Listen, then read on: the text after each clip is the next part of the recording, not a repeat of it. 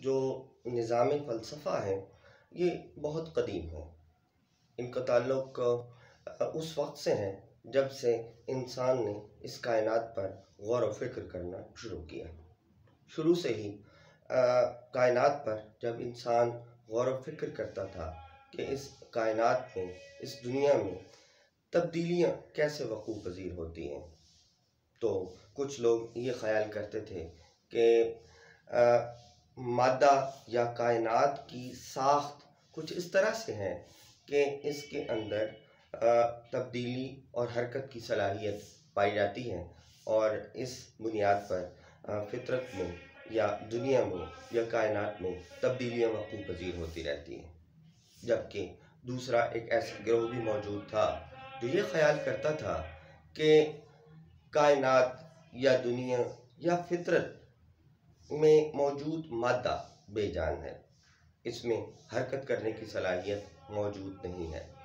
लिहाजा कोई बैरूनी आमिल है, कोई बैरूनी ख़याल है या तसव्वुर है या इरादा है जो इसमें हरकत या तब्दीली का बाइस बनता है और यूँ कायनात में या दुनिया में या फ़ितरत में तब्दीलियाँ वक़ूअ पज़ीर होती हैं।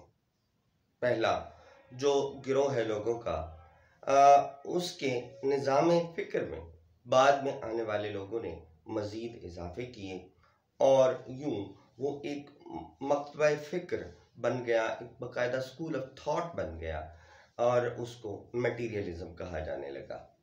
और लोगों का दूसरा गिरोह जो कायनात में तग़य्युर और तबद्दुल को किसी बैरूनी आमिल का मरहून मिन्नत ख़याल करता था, उनके फ़िक्र को मज़ीद उसमें इजाफ़े किए गए और यूँ वो भी एक स्कूल ऑफ थॉट की शक्ल इख्तियार कर गया जिसको आइडियलिज़म या मिसालियत या तसव्वुरियत ख़याल किया जाता है। जब यही चीज़ें आगे बढ़ी और उसमें मज़ीद इजाफ़े हुए तो मादियत की कोख से साइंस ने जन्म लिया और मिसालियत की कोख से दुनिया के तमाम मज़ाहिब पैदा हुए और यूँ दो मुख्तलिफ़ ज़ाविये नज़र या दो मुख्तलिफ़ नज़रियात दुनिया के बारे में या इस फ़ितरत के बारे में हमारे सामने आते हैं, जो चीज़ों को दो मुख्तलिफ़ ज़ावियों से देखने की कोशिश करते हैं। इन चीज़ों को मज़ीद वाज़ेह करने के लिए हम रोज़मर्रा ज़िंदगी से मुख्तलिफ़ मिसालें आपके सामने पेश करेंगे और इनके दरमियान फ़र्क को समझने की कोशिश करेंगे। सादा तरीन मिसालों में से हम एक मिसाल ये ले रहे हैं कि फ़र्ज़ कीजिए आप मोटरसाइकिल पर सफ़र कर रहे हैं और आपकी मोटरसाइकिल ख़राब हो जाती है, तो आपका पहला रद्द-ए-अमल क्या होगा? क्या आप मोटरसाइकिल से उतरेंगे, उसका पेट्रोल चेक करेंगे? अगर पेट्रोल ठीक है तो आपका दिमाग या आपकी सोच ये जाएगी कि हो सकता है कि इसके प्लग में कोई कचरा आ गया हो, तो आप उसका प्लग खोल कर देखते हैं, उसे साफ़ करते हैं और फिर दोबारा से उसे जोड़ते हैं और मोटरसाइकिल स्टार्ट करने की कोशिश करते हैं। इसके बावजूद भी अगर आपका मोटरसाइकिल ठीक नहीं होता तो आप ख्याल करते हैं कि हो सकता है कि इसके इंजन में कोई मसला हो। आप उसे मैकेनिक के पास ले जाते हैं, वो उसका ख़राबी तलाश करता है और दुरुस्त करता है और उसके बाद मोटरसाइकिल रवां दवां हो जाती है। इसी तरह हम एक और मिसाल भी ले सकते हैं। मिसाल के तौर पर आपके घर में अगर कोई बीमार पड़ जाता है तो आपका पहला रद्द-ए-अमल क्या होता है कि उसे फ़ौरी तौर पर डॉक्टर के पास ले जाएं। डॉक्टर उस मरीज़ को चेक करता है, उसका ब्लड प्रेशर, उसका बुखार, लेकिन इसके बावजूद भी अगर उसे बीमारी की समझ नहीं आती तो आपको कुछ टेस्ट लिख कर देता है। आप उसे लेबॉरेटरी वाले के पास ले जाते हैं, लेबॉरेटरी वाला टेस्ट करता है, उसकी रिपोर्ट तैयार करता है और उस रिपोर्ट की रोशनी में डॉक्टर मरीज़ की बीमारी को तशख़ीस कर लेता है और फिर उसके मुताबिक दवा लिखता है और आपका मरीज़ ठीक हो जाता है। जो एक दूसरी मिसाल है। इसी तरह हम एक और मिसाल भी ले सकते हैं। मसलन कोई ज़ल्ज़ला आता है तो ज़ल्ज़ला जो है उसके आने की ज़ाहिर है कि कई वजूहात होती हैं, लेकिन इसमें आपका पहला रद्द-ए-अमल ये होता है कि आप किसी छत के नीचे खड़े हैं, आप किसी बिल्डिंग के अंदर हैं, तो आप फ़ौरी तौर पर दौड़कर खुले आसमान के नीचे आते हैं और इमारतों के गिरने की वजह से इमारतों के गिरने से आप खौफज़दा हैं और उसके नीचे आने से बचने के लिए आप खुले आसमान में आए हैं और इस ज़लज़ले की वजूहात आप तलाश करते हैं और आपको बताया जाता है कि ज़मीन के अंदर कुछ टेक्टोनिक प्लेट्स हैं जो हरकत में आती हैं और उनके सिरकने से जो है वो ज़लज़ला वक़ूअ पज़ीर होता है। अब तो साइंस ने खैर इतनी तरक्की कर ली है कि वो ज़लज़ले के मरकज़ और उसकी शिद्दत के रिक्टर स्केल पर उसकी शिद्दत कितनी है उसको वो मुय्यर कर सकते हैं, उसकी पैमाइश कर सकते हैं। अब 3 मिसालें आपके सामने रखी गई हैं जिसमें आपका पहला रद्द-ए-अमल जो था पहली मिसाल में वो आपने मोटरसाइकिल जब आपकी ख़राब हुई तो उसकी ख़राबी उसकी साख्त के अंदर आपने तलाश करने की कोशिश की है। इसी तरह दूसरी मिसाल में जो हमने मरीज़ की मिसाल दी उसमें डॉक्टर ने बीमारी की तशख़ीस के लिए उसकी बीमारी की वजूहात उसके जिस्म के अंदर से तलाश करने की कोशिश की। इसी तरह जब ज़लज़ला आया तो ज़लज़ला क्यों आया इस सवाल का जवाब तलाश करने के लिए भी ज़मीन की साख का मुताला किया गया और उसमें मौजूद टेक्टोनिक प्लेट्स का पता चलाया गया और कहा गया कि इन प्लेट्स के सिरकने से ज़लज़ला वक़ूअ पज़ीर हुआ। ये पहला रवैया था और इस पहले रवैये में आपने देखा कि तमाम वाक़यात की जो वजूहात थीं वो उनकी साख्त के अंदर से तलाश करने की कोशिश की गई है। ये आपका मादी रवैया है और इसी तरह अब हम इन तीनों मिसालों को एक और ज़ाविये से देखने की कोशिश करते हैं। पहली मिसाल जो मोटरसाइकिल की है, मसलन इसको हम अगर दूसरे ज़ाविये से देखें तो आप जब घर से निकले थे मोटरसाइकिल लेकर तो आपकी वालिदा ने आपको मना किया था कि बेटा इस वक्त आप मोटरसाइकिल लेकर घर से बाहर ना निकलें। लेकिन जब आपका मोटरसाइकिल ख़राब हो गया और आप शाम को देर से वापस आए तो आपके घर के तमाम अफराद ने इस बात की तरफ इशारा किया कि देखा आपकी माँ ने आपको मना किया था और वालिदा की नाफरमानी की आपने, इसीलिए आपकी मोटरसाइकिल ख़राब हो गई और आप ज़लील हुए और शाम को देर से वापस आए।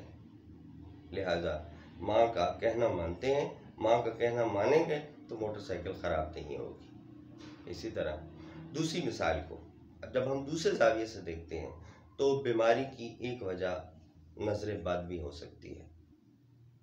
आपका मरीज़ घर से खूबसूरत लिबास पहन के निकलता है और खूबसूरत सवारी पर चलता है, लोग उसे देखते हैं, कुछ लोग खुश होते हैं और कुछ उसे हसद की नज़र से देखते हैं।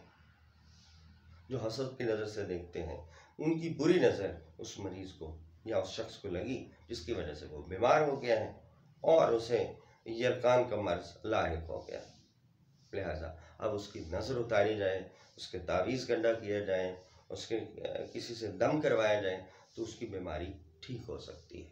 ये एक और ज़ाविया है आपके बीमार होने की वजह तलाश करने का। और तीसरा, जब ज़लज़ला आया तो ज़लज़ले की वजूहात कुछ लोगों ने ये नहीं कहा कि ये ज़मीन की अंदरूनी साख्त में तब्दीली की वजह से हुआ है, बल्कि बहुत सारे लोग ज़लज़ले, सैलाब, तूफ़ान और कहत को हमारी बदअमालियों का नतीजा ख्याल करते हैं।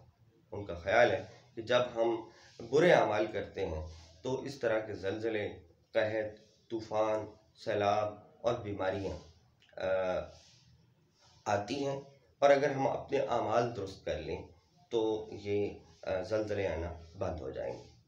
ये ज़लज़ला आने की एक और वजह है जो ज़लज़ले की काज़ के तौर पर ली गई है।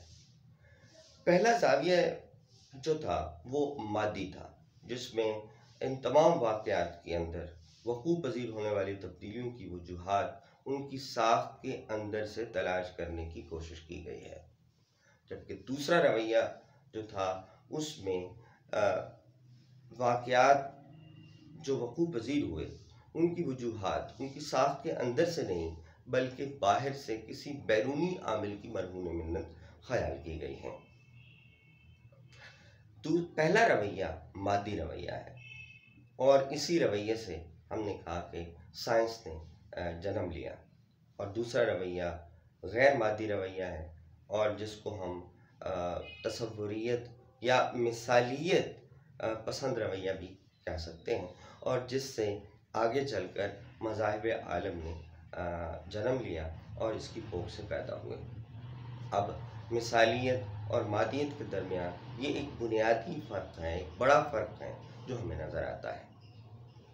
हमारी रोज़मर्रा ज़िंदगी में भी जब हम गुफ्तगू कर रहे होते हैं तो यही दो रवैये उभर कर सामने आते हैं। या हम मिसालियत पसंद सोच की गम्माज़ी कर रहे होते हैं, या फिर हम मादियत पसंद सोच की तर्जुमानी कर रहे होते हैं। मिसाल के तौर पर पाकिस्तान और इंडिया के माबैन अगर क्रिकेट मैच खेला जा रहा है और पाकिस्तान मैच जीत जाता है तो हमारे दो रवैये हैं। कुछ लोगों का ख्याल होता है कि पाकिस्तान जो इंडिया से मैच जीता है ये पाकिस्तानी प्लेयर्स की मेहनत का नतीजा है।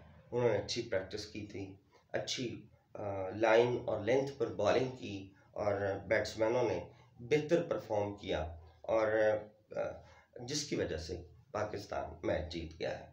जबकि एक गिरोह ऐसा भी है जो इस क्रिकेट मैच के जीतने की वजह ये बताता है कि पाकिस्तानी कौम ने खिलाड़ियों के लिए बहुत ज़्यादा दुआएं की थी, नफल माने थे, और उनकी दुआओं की वजह से और नमाज़ों की वजह से Pakistani cricket match Pakistani team जो थी वो क्रिकेट मैच जीत गई है। अब ये दो मुख्तलिफ रवैये हमारे सामने मौजूद हैं। पहला रवैया मादी रवैया है और दूसरा रवैया जो है वो मिसाली रवैया है। इसी तरह के हम रोज़मर्रा ज़िंदगी से और बहुत सारी मिसालें ले सकते हैं जहाँ हम मादियत और मिसालियत या मटेरियलिज़म और आइडियलिज़म के ऊपर मौजूद या पर मबनी रवैयों पर हम को देख सकते हैं और परख सकते हैं। तो आज की वीडियो में हमने मिसालियत और मादियत के दरमियान फ़र्क करना सीखा है। उम्मीद है कि आपको ये कंसेप्ट या तसव्वुर वाज़े हो गया होगा। अगर आपको वीडियो पसंद आई है तो आप इस चैनल को सब्सक्राइब कर सकते हैं। मज़ीद वीडियो लेकर हम आपकी खिदमत में हाज़िर होते हैं। बहुत शुक्रिया।